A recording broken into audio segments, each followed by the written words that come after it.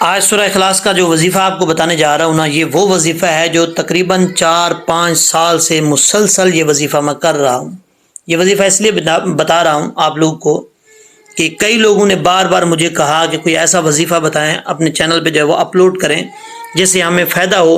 ہمارے رزق میں بہت تنگی ہے، معاشی حالات جو ہے وہ ٹھیک نہیں ہے، گھر کے حالات جو ہے وہ ٹھیک نہیں ہیں، ان کو ٹھیک کرنے کے لیے کوئی ایسا وظیفہ بتائیں جو ہم پراپر طریقے سے کریں اور وہ اس وظیفے سے ہمیں جو ہے وہ فائدہ ہو۔ اور اس لیے میں نے یہ فیصلہ کیا، سوچا کہ یہ اس کی ایک ویڈیو بنا کے جو ہے وہ اپلوڈ کرنی چاہیے۔ اگر یہ وظیفہ آپ نے سن لیا اور جس طریقے سے میں سمجھا رہا ہوں اس پہ آپ نے عمل کیا، اسی طریقے سے یہ وظیفہ پڑھا، تو آپ کے رزق میں اضافہ ہونے میں، آپ کے گھر میں برکتیں آنے میں کوئی بندہ نہیں روک سکتا۔ رزق دینے والی ذات تو رب تعالیٰ کی ہے، اللہ تبارک و تعالیٰ کے علاوہ کوئی رزق نہیں دے سکتا۔ لیکن یہ اگر آپ وظیفہ کریں گے اللہ اور اللہ کے رسول پہ یقین رکھ کے، تو انشاءاللہ العزیز میں یقین سے کہتا ہوں آپ کو اس پہ ضرور فائدہ ہوگا، کیونکہ میرا اس پہ تجربہ ہے، میں اس سے تجربہ حاصل کر چکا ہوں۔ اللہ تبارک و تعالیٰ نے بہت کچھ نوازا ہے یہ وظیفہ کرنے کے بعد، ٹھیک ہے، ساری مشکلات جو ہے وہ آسان ہو جاتی ہیں، پریشانیاں ختم ہو جاتی ہیں، رزق میں برکتیں ہی برکتیں آ جاتی ہیں، رزق کے وسائل ایسے جگہوں سے آتے ہیں کہ آپ کی سوچ بھی نہیں ہے، جو آپ سوچتے ہوں گے اس سے بھی کئی گنا جو ہے وہ وسائل زیادہ ہو جاتے ہیں۔ تو یہ وظیفہ آپ نے توجہ سے سننا ہے، یہ وظیفہ ہے کیا، ٹھیک ہے۔ السلام علیکم ورحمۃ اللہ وبرکاتہ۔ لاکھوں کروڑوں درود و سلام نبی رحمت دو عالم صلی اللہ علیہ وآلہ وسلم کی ذات پر اور ان کی آل پر۔ آج کی اس ویڈیو کے اندر آپ کو جو میں وظیفہ بتانے جا رہا ہوں وہ وظیفہ توجہ سے سماعت کیجیے گا۔ دیکھیں، مختصر سا وظیفہ ہے، کوئی لمبا چوڑا وظیفہ نہیں ہے۔ اس سے پہلے کہ آپ سورہ اخلاص پڑھیں تو تلفظ کی غلطیاں ہوں، ایسا نہیں کرنا۔ آپ نے سب سے پہلے سورہ اخلاص اچھے طریقے سے، کیونکہ یہ وظیفہ سورہ اخلاص کا ہے، ٹھیک ہے، سورہ اخلاص آپ نے تلفظ کے ساتھ سیکھنی ہے، اس کے بعد یہ وظیفہ پراپر طریقے سے کرنا ہے تاکہ آپ کا جیسے ہی وظیفہ کریں تو اس پہ اثر ہو۔ سورۃ الاخلاص مکیہ، بسم اللہ الرحمن الرحیم، تلفظ ٹھیک کریں، پھر آپ کو میں وظیفہ بتاتا ہوں۔ قل هو اللہ احد، قل هو اللہ احد، حمزہ کے بعد جو ہا ہے یہ ہا باریک ہے، اس کو پر نہیں پڑھنا، یعنی موٹا نہیں پڑھنا، احد نہیں پڑھنا۔ احد پڑھیں گے تو معنی اس کا چینج ہو جائے گا، یہ اپنے مخرج سے صحیح ادا نہیں ہوگا۔ تو کیسے پڑھنا ہے آپ نے؟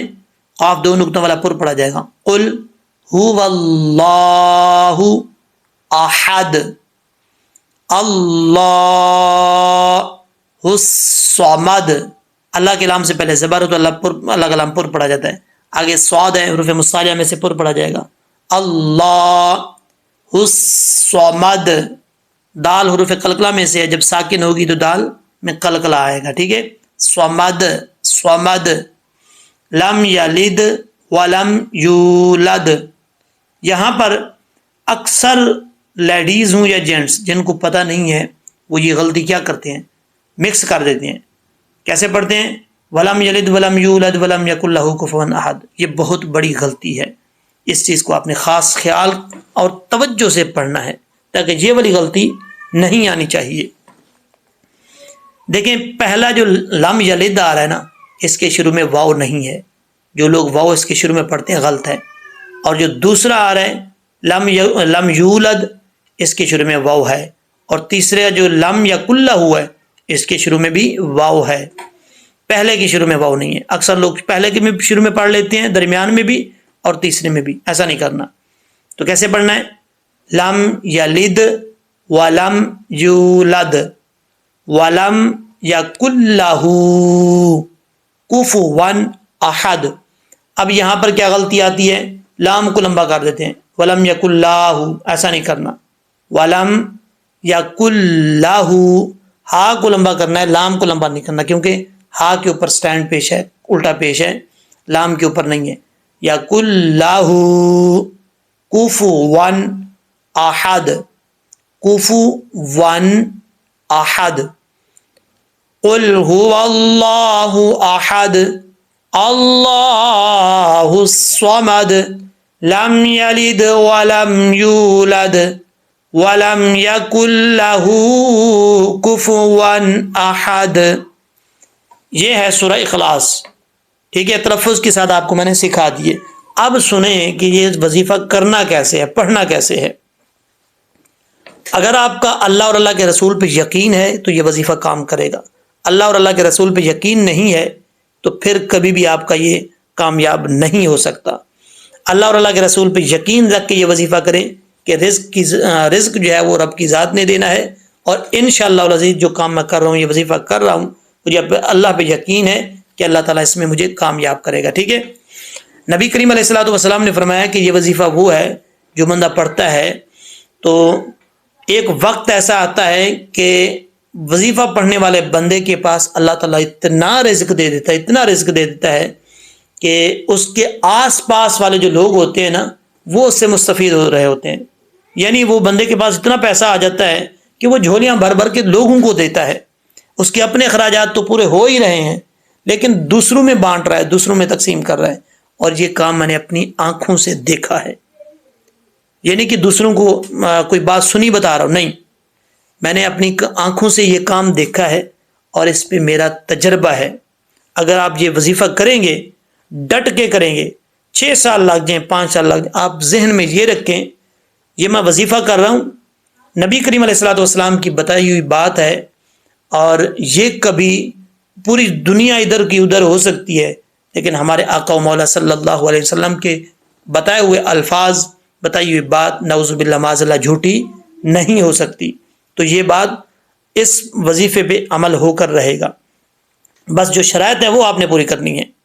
ایسا بھی نہیں ہے کہ نماز بھی نہ پڑھیں, روزہ بھی نہ رکھیں اور غلط کام کرتے رہیں, وظیفہ کرتے رہیں, پھر کوئی فائدہ نہیں ہے. اللہ کے نافرمانی سے بچنا ہے, نماز پڑھنی ہے, قرآن پڑھنا ہے, اللہ سے ڈرتے رہنا ہے, اور پھر یہ وظیفہ کریں. وظیفہ ایسا کام کرے گا, ایسا جادو چلائے گا کہ آپ کے ساری مشکلات دور ہو جائیں گی. آپ کے رزق کی جتنے بھی معاشی حالات تنگ دستی میں وہ سارے کے سارے ٹھیک ہو جائیں گے. میں آپ کو گارنٹی دے سکتا ہوں اس بات کی, اگر آپ اللہ اور اللہ کے رسول پہ یقین رکھ کے یہ وظیفہ کرتے ہیں. تو یہ سوچیں کہ جب تک یہ بات پوری ہوتی نہیں میں نے یہ وظیفہ چھوڑنا نہیں.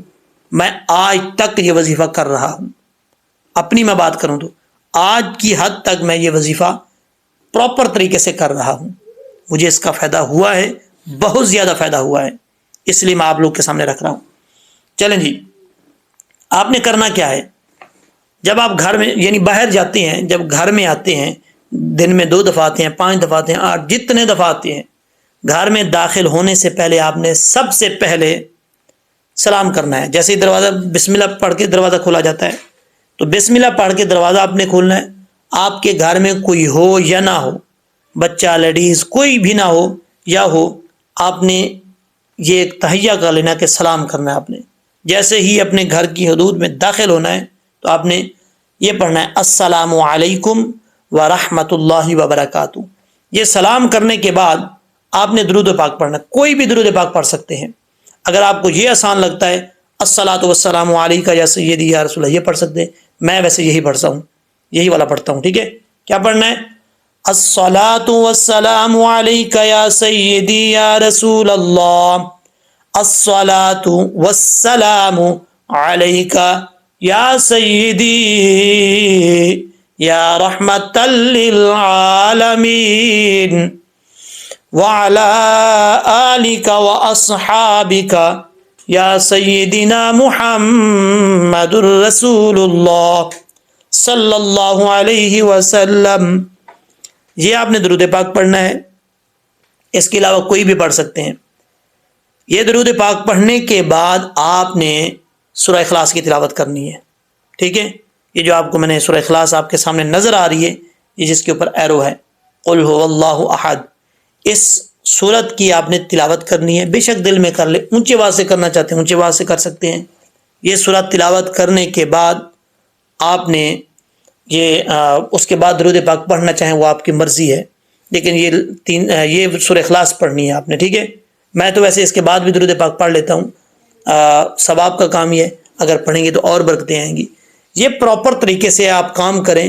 گھر میں داخل ہوتے, ایک دو پھر دوہرا دیتا ہوں, گھر میں داخل ہوتے ہوئے سب سے پہلے سلام کریں. گھر میں کوئی ہے یا نہیں ہے, سلام کرنے کے بعد صلاۃ و سلام پڑھیں، نبی کریم علیہ الصلوۃ والسلام کی ذات پر درود پاک بھیجیں، کوئی بھی درود آتا ہے، اگر یہ پڑھنا چاہتے ہیں جو میں نے آپ کو بتایا وہ پڑھ سکتے ہیں، یہ 3 دفعہ درود پاک پڑھنے کے بعد زیادہ دفعہ پڑھنا چاہتے ہیں پڑھ سکتے ہیں، سورہ اخلاص کی تلاوت کرنی ہے، قل هو اللہ احد، یہ 1 دفعہ پڑھنے کے بعد آپ درود پاک پڑھنا چاہتے ہیں تو آپ کی مرضی ہے، نہیں پڑھنے تو اب بھی آپ کی مرضی ہے، پڑھیں گے تو زیادہ برکتیں آئیں گی۔ تو یہ وظیفہ پراپر طریقے سے کریں، انشاءاللہ العزیز آپ کو اس کا اتنا فائدہ ہوگا کہ آپ نے کبھی سوچا بھی نہیں ہوگا، یہ میں اس بات کی گارنٹی دے رہا ہوں آپ کو، اگر آپ پراپر طریقے سے کرتے ہیں یہ وظیفہ تو انشاءاللہ العزیز اگر آپ کو یہ ویڈیو اچھی لگی ہے تو اپنے دوستوں میں، فیملی ممبرز میں ضرور شیئر کریں، جہاں جہاں تک لوگ اس کا فائدہ اٹھائیں گے آپ کو بھی ثواب ملے گا، مجھے بھی ثواب ملے گا۔ دعاؤں میں یاد رکھیے گا، اگر یہ وظیفہ آپ کو اچھا لگا ہے تو کمنٹ سیکشن میں ضرور رائے کا اظہار کیجیے گا کہ آپ نے یہ بہترین طریقے سے جو ہے وہ بتایا ہے۔ انشاءاللہ العزیز نیکسٹ ویڈیو میں ملتے ہیں، اللہ حافظ۔